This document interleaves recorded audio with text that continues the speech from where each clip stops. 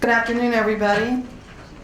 I want to thank you for your interest in the well-being of Connecticut cities. We're grateful to the lawmakers from our respective cities for hosting us today. Many of them are standing here with us, and we thank them for making arrangements for this press conference. To list the attributes of Connecticut cities is to cite the many advantages and attractions cities provide to all state residents, willingly, happily, and proudly.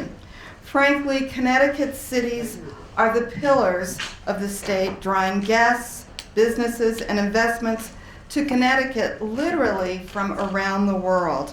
Connecticut cities are home to more than 500,000 residents, and Connecticut cities are the home to the vast majority of hospitals, universities, social service providers, and cultural attractions serving all state residents. Again, the state's urban centers are glad to help. They're glad to help all of those who need our services, want post-secondary education, and who enjoy attending festivals, concerts, and other amenities. But state law makes most of these places property exempt, and state law prohibits cities from raising revenue through any other form of taxation. In New Haven, by state law, roughly half of the city's grand list is tax exempt. It is unfair and impossible for the taxable half of the city to carry the rest of the city, especially knowing how regional services and facilities place an additional load on our urban infrastructure. State pilot funding meant to help cities bridge the resulting gap has fallen away from statutory requirements year after year. Last year's historic property tax relief program addressed that long-standing shortfall and remains critical to protecting city residents. We remain grateful to the legislative leadership, our delegations, and those who supported Senate Bill 1 last year. We know the legislature went out of its way last year to protect Connecticut cities and support the regional and statewide role they play. This year, we asked the legislature to keep from reversing itself. We are grateful in advance for continuing the support that they have given us and for the preservation of all municipal aid programs. We know very well that falling state revenue figures have put more strain on the state budgeting process, but cutting municipal aid programs simply shifts the burden to city residents who already bear a heavy property tax load. Simply put, Connecticut cities are justifiably reliant upon state aid, and we ask all members of the General Assembly to remember that throughout this process. And now for a few more thoughts about municipal aid and the importance of Connecticut cities, I'll yield to Waterbury's Mayor, Neil O'Leary. Mayor O'Leary? Thank you. Thank you, Mayor Harp. Thank you. Great job, and we thank you for putting this together this morning. We are in a state of crisis on the municipal urban level. SB 1, as Mayor Harp pointed out last year, gave us the relief that we need to not rely on our taxpayers for continuing mill rate increases. The example in Waterbury is simple. Over the last 4 years, we've raised our budget less than 1% each year. We've been very fiscally responsible, but at the end of the day, as Mayor Harp points out, the pilot programs have diminished our ability to collect revenue from the state, but SB 1 found a way to give us some relief in those areas as well with municipal revenue sharing and with the motor vehicle tax situation. Today, we hear that there's possibly some deviations from what was brought out in SB 1 last year. Those deviations will have dramatic negative impacts on our urban environments. As Mayor Harp points out, the urban cities provide the suburban towns what they need. The hospitals, the social services, education, higher education, infrastructure, and train stations. We need suburban support to continue forward. By deviating from SB1, it will have an incredible negative impact on the city of Waterbury. For instance, we went through the revaluation in fiscal year 13 that saw our property values diminish from what had happened starting in 2008. Diminished property values bring a higher mill rate. We're at a very high mill rate now. We have a revaluation scheduled for FY18. Property values have not increased. As a matter of fact, in most cases, on the residential side at least, they've decreased even more. So if we lose what we've gained from SB1, I can tell you that the city of Waterbury, and particularly on the education side, will be dramatically impacted in a very negative way. For now, I'll turn it over to Mayor Ganim, Bridgeport. Thanks, Mayor. And Mayor Harp, especially for pulling us together. And I know Mayor Brown participated in our earlier meeting and had to exit, but as Hartford is represented here in Bridgeport and Waterbury and New Haven with our legislators as we are with our mayors, we are, at least I think, the front line of what would be called an urban agenda of trying to just hold our own under difficult circumstances, at the same time recognizing the challenges that the state as a whole has, the governor has, these legislators have, and trying to work through a clearly very challenging year. But our goals are the same. We serve the same individuals. I think the clearest message of what we want to say is that SB1 is something that we need to protect. We want to stand up and be a part of supporting that this year. The hard work that went into shaping that, putting it in place last year by leadership, by members of the General Assembly, both houses, by the governor, need to be supported here because of all the reasons why people fought and got it passed last year. That or any retreat on any of the basic support and partnerships that we have with the state, whether it's on education, whether it's on the pilot programs, as Mayor Harp pointed out, half of her grand list is supported by pilots, and that certainly is in full funding. In Bridgeport, we have a substantial percentage as well.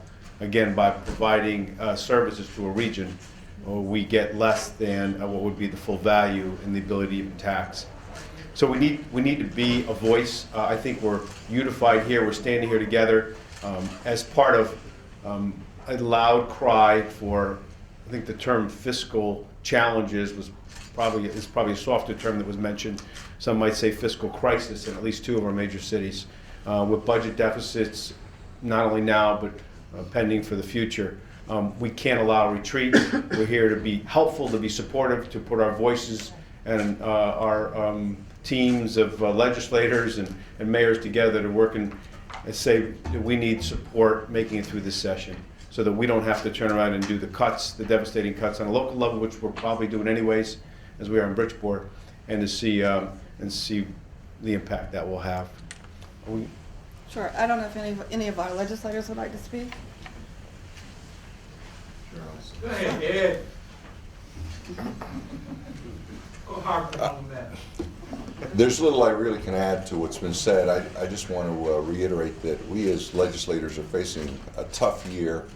As you know, the state of Connecticut is facing its own fiscal challenges, but despite the challenges ahead, we have to make sure that our cities are kept whole. The urban areas are the center of employment for our regions. They're the cultural, artistic, they're the artistic centers of our regions, and they are the magnets for our regions. So everything we can do as legislators here during this session to make sure that our cities are able to survive and to thrive into the future. And we know that some of these budget problems are not only for this fiscal year, but they grow exponentially in the future. I can speak to the problems of the city of Hartford, and we know that our budget deficit will continue to grow in the next 2 or 3 years, and that we're carrying quite a bit of debt. So once again, we'll redouble our efforts here to find solutions to these problems and commit to the mayors that we'll do everything within our abilities to try to help our cities. Thank you. You know, thanks everybody for being here. I just want to touch real quick on the economic competitiveness issue that the state certainly is dealing with and addressing lately, and how that interplays with municipal aid to our cities. We know very well that we are a high property tax state, and particularly in our cities. We like to sort of cite the Tax Foundation report that says we're 44th in the country in business competitiveness and business taxes. Well, if you flip to page 2 of that report, you'll read very clearly that when it comes to income tax, we're 33. When it comes to business taxes, we're 30. When it comes to payroll taxes, we're 20.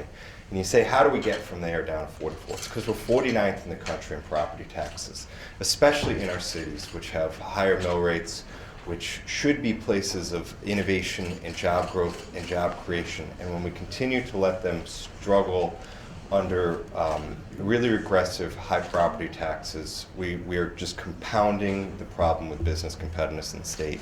And we must make sure we keep that in mind as we discuss the state's business competitiveness moving forward. Anyone else?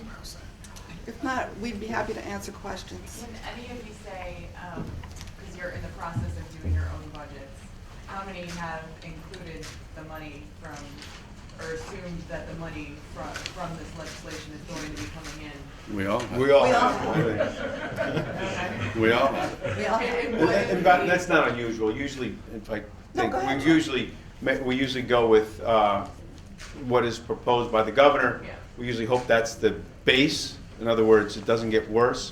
Hope that money comes sometimes. Legislators fight for more money for education and different things during the session. I realize this is I don't want to say a unique session, but a certainly challenging session. But we're all, if I could speak for all, clearly heavily dependent on every dollar that comes from the state. And SB 1 or Senate Bill 1, the dollars that are projected in that and were by the governor is certainly included in Bridgeport's budget as a base that we just need. Again, the reduction, there's also a reduction in the auto tax. So the amount of revenue that you're able to collect if your mill rate is above the new mill rate by the state. So, we got to be careful that we don't turn around in this process and even cut more than what, and lose the intention of what SB 1 was supposed to do. You're here, so you're clearly concerned, though, that the lawmakers aren't going to follow through on this, and it's, at this point in time, it's a lot of money that's attractive to them, and Sure, exactly. I think that we're here so that they will know, that the legislators will know that in fact we've already counted on that money, and for some of us that money is not even enough. The other day, the governor reiterated his desire to change state law to halt the practice of blocking people from registering vehicles if they owe local taxes or outstanding parking tickets. Transportation Committee stripped that from the provision. The governor says he still wants to do something along that lines, possibly set a cap. I'm just wondering, what do you think of that idea? Well, I think that we depend upon help from the state in assuring that people will pay their property taxes, especially their car property taxes, for our revenue. When we don't have that assurance and we have to run after these folks, so that's another hit to municipal budgets. So we would like for things to remain as they currently are. Well, there is a comment on that, is the state shouldn't be a collection agency, and that it's messing up things at the DMV if people wait in line and then are told, sorry, we can't do anything for you until you pay your taxes. How about that point? Well, I think that's it's a really interesting point, but it was the state, the General Assembly, that decided that they would help municipalities by passing it in the first place. We absolutely need that. Even as it stands, we don't collect 100% of the taxes owed. So it's really something that is a little assist to cities, and we think it's important. Do you think if that was taken away that it would increase the amount of delinquency? Oh, yeah. Absolutely. Absolutely, without question. Speaking for Waterbury, it certainly would. I had an idea. Maybe we could form a separate line for delinquent taxpayers at DMV. And that would alleviate the length of the line for the citizens who pay their taxes. They probably would be right up in the front in Waterbury. During his State of the City address this week, Mayor Bronin at Hartford said that if the cities and towns around Hartford didn't help out, alluding to sharing more services, more regionalization, that Hartford would fail and property values would go down in the surrounding towns. Do you guys feel the same way about your own cities and the surrounding cities and towns around where you guys are governing? Your question is, do we think that Do you think that if there isn't more regionalization and more help going into the cities, then your cities will fail and so too will the areas around? I think that's, I mean, my opinion, that's fundamentally absolutely correct. I mean, at some degree, at some level, it's clearly true. That the Whether burden it's has in- to be eased off the cities? Well, the cities, I mean, I'll restate it, and Mayor Yep. Harp mentioned it. The cities, if not for any other reason, are the centers for the hospitals, for the courthouses, for the services for the region. Those, in her case, and in our case, are a large percentage of the tax grand list. Our grand list, by the way, went down $1 billion this year in revaluation. So that means there's $1 billion left to tax, just as an example. Every surrounding community whose residents go to a hospital, in my part of the state, come to Bridgeport, and yours come to Yale, New Haven, Waterbury, on a piece of property that is in theory tax exempt and supported by a pilot program, as an example. If you have to go pay a ticket or go to court or get whatever. I mean, so those, yes, the region is tied together in living, unfortunately, and if the city fails in whatever degree, completely or incrementally, it impacts the region negatively, in my view. And we have a great disparity, as the other cities do, between quality of life and some of our rich residential suburban towns. And I was just going to say, over half of the people who work in New Haven actually live in other towns. Some of them are not necessarily surrounding towns. They drive on our roads, they use our infrastructure, and they have no responsibility for that. And there's no mechanism in place to allow responsibility for that. And so we've got to do that. We are one of the few states in America that doesn't have a county system of government. So that all of our towns have to pay for our schools, and municipalities pay disproportionately for healthcare services, which are largely in our towns. And those are costs that would have been paid for across counties in other states. Can each of you tell me what the size of your, I don't know how many are running deficits, but what is, explain, give me some sort of indication of what the size of your budget problems are. Go ahead. Well, I think Hartford's deficit, at least I've read in the paper, but Bridgeport's, in the current, I took over in December. We did our finance directors here. We did our auditor analysis. We've got a projected budget deficit. It's reduced now, but at the beginning of January it was $20 million for June 30th. And we've cut into that somewhat, taking advantage of interest rates and refinancing bonds, hold back on some spending and separated a number of employees. But what's the total budget on that? about 550, including Board of Ed. And of course, we've got a projected budget deficit.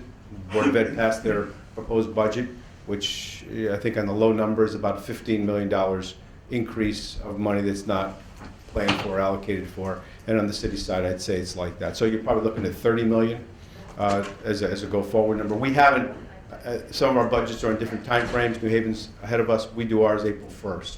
Ours hasn't actually been formally put out there yet. I don't know if other than the mayors. Look, we are going to balance our budget at the end of this year. We have presented to our Board of Alders a balanced budget, but we can't afford a cut. We're using every single dollar that was in the governor's budget proposal. Any cut will mean that we will have to either cut services or we will have to raise taxes. Representative Walker, you're in the room. Quiet. What would you tell your former colleague and the other mayors here? I think that we need to hear from everybody that's involved in this process. I mean, we're in a very tight budget crisis right now, as you know. The most important thing, though, is that we neglect any area that is a major hub of the state's survival. So we've heard a lot from smaller towns. We've heard from businesses. We need to hear from the municipalities about this because that is part of this whole state. And when we go forward, we're all going to have to pay a little bit in this whole process. But the main thing is to make sure that where the jobs are, which is what all of us know, are in the urban areas. We have to make sure that those urban areas survive and are safe and provide the necessary things so that we can continue to expand and grow in the state. When we neglect our cities, when we seriously neglect our state. And what have those smaller towns said to you about protecting their own services? They're very dependent upon the major cities too. I mean, let's be very honest about it. Many of them, in fact, if we want to talk about regionalization, we should talk about the fact that maybe some of the larger cities could help the smaller cities in police work, in fire work, in many of the other things. I think a couple of the cities that, if they'd like to, they could talk about it, but a couple of the cities have tried to offer it to many of the cities, towns out there, because as you know, the speaker has been pushing for regionalization. And how do we do that best? With public safety, with the fire, with the police, with a lot of the other areas in there. And we're doing it somewhat with education, but I think we need to branch it out more and help make sure that the cities are being paid for, because we still tap into all those services. Speaking of the speaker, I believe he was testifying the other day on a bill which would perhaps tie municipal aid to state standards, and if towns and cities don't measure up, then there might be a deduction coming your way. I just wonder what you guys think of that. Well, you know, one of the things that I think that there is really a misinformation out there. Cities have been more responsible and have increased their budget at a lower rate than the state has. New Haven, for example, over the past 6 years has had a 9% budget increase, whereas the state has had an 18%. I would love to have that 18%. I'd be able to hire more police, more fire, more teachers. My public works department is down 50%. I can't keep my libraries open full-time on the weekend, or in the evenings. And so I would love to have been able to go up 18% over those 9 years. Want to say something? I was just going to say, and I think Representative Zika wants to say something. Senate Bill 1 has a cap on it as far as spending. Now that isn't, but that does limit, I think it's 2.5%, the amount of increase in spending that goes with that, and we welcome that, or levels of accountability. I think we're diligent, these mayors are diligent in balancing budgets. We have to balance it every year, and so that's not anything we would run away from. Real quickly, regarding the legislation you're referring to, there was a public hearing the other day and the speaker actually testified. So I took the opportunity to ensure that he knew that, for example, in Bridgeport, we may attempt to regionalize, but in many instances, we're pushed back by the surrounding towns for various reasons. They don't want to take on the added liability, things of that nature. And as you said, that legislation would basically keep funds from coming into the city that they would get. So I made sure I was clear to him that in order for myself to support it, that would have to be addressed, because if Bridgeport is making an effort to regionalize, and it's a choice. We don't, like they said, we don't have county government, so it's a choice. And if they choose not to, yet we made the attempt, I wanted to make sure that we would not be harmed. And the speaker basically looked at me and assured me that there would be language in the bill to protect us. So that's something that we're working on. Thank you. Thank you all very much. Thank you, Mayor. Mayor Harp. Thank you for coming today. Great job. Thank you so much. Yeah. I'm going to go.